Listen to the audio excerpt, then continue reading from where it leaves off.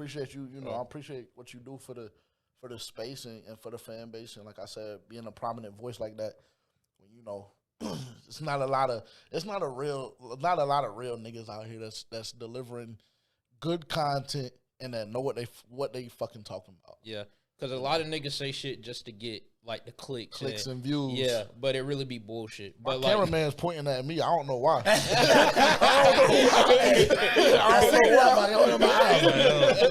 don't know why. Well, I mean, he just to kind of get off of Dunk as an individual and to kind of go into Carolina Panthers football as a whole and kind of the space that it's in right now. The reason why he's pointing at me is because I was very vocal about how I felt about Bryce Young today at camp. I asked my co-host, co-host to give me a grading on a scale of 1 to 10. He attempted to give me a 7, and I said, absolutely not. That's not going to cut it because 7 is a number of indecision to me. So he either was slightly above average or he had a great day. And my response was, how the fuck do you decide that 7 is not a number? Do you want a number? I was like, how do we come that 7 is not a number? Like, it's not. Well, it's a number of indecision. Either he had a above average day or he had a great day. So what number you gave him? A 4.5. Correct. Out of 5? Out of 10.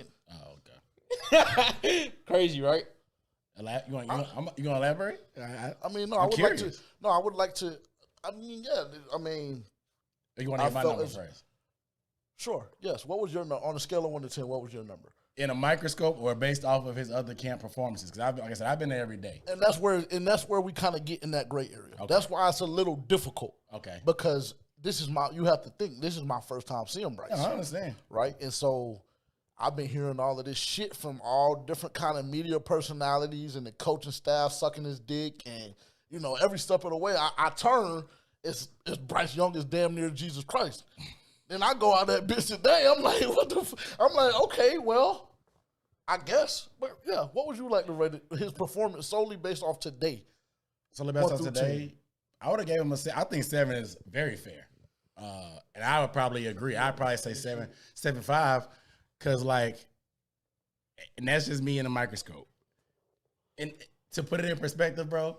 This was probably his worst day of practice, maybe second worst, and that's a 7.5. But the problem is, I can't.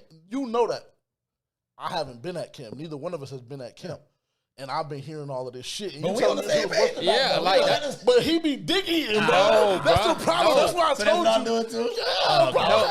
Okay. So this was my thing. I was like.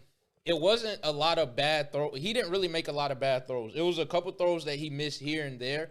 But for him to go that low in a grade was more so of like the offense as a whole. Like the offensive line collapsing a lot. And I agree with that. Receivers not winning routes. Like that was a lot of like the bad shit that was happening. But none of that really was like reflective of Bryce because he was putting the shit in niggas' chest plate.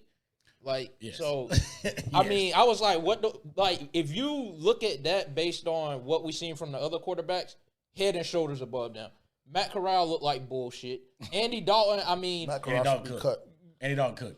Yeah. No, Andy Dalton, he was good based on what I've seen in the past. Yeah. So, but it was a big difference between Bryce and the rest of the quarterbacks. And from what I seen coming out of last camp, I'm like, well, I mean, damn. This shit looks way fucking different. So I have to get, it would be crazy. A 4 is just, fucking ridiculous to me. And he's not even a fan of other Panthers. And he was like, he putting that shit on them. What number you put? What number? Yeah. He said, and that's what I meant. I meant the 7. He said he had a phenomenal day.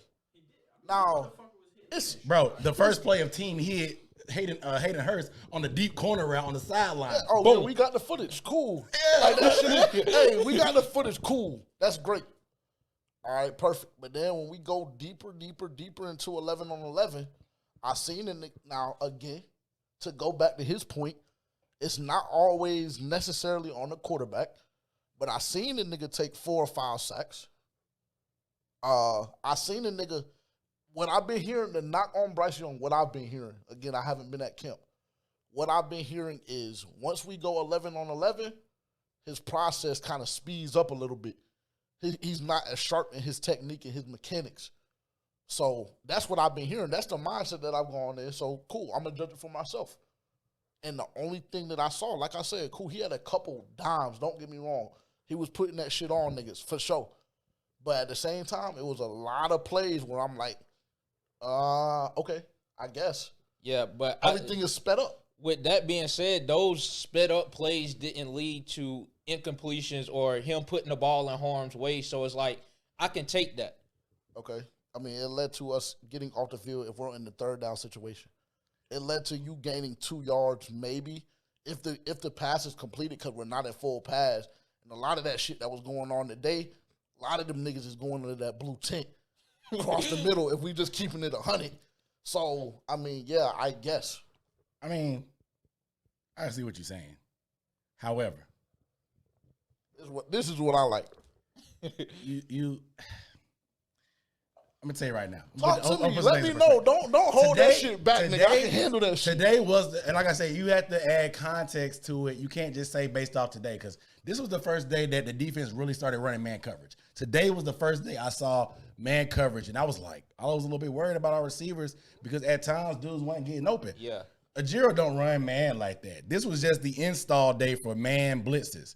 And so things are a little bit different. They don't have real legit shoulder pads on, so you can't latch on to dudes. That's why you see a lot of dudes with their collar in the air because you can get away with a certain level of holding as an offensive lineman, but even with them little breastplates they have on, it's only so much you can do.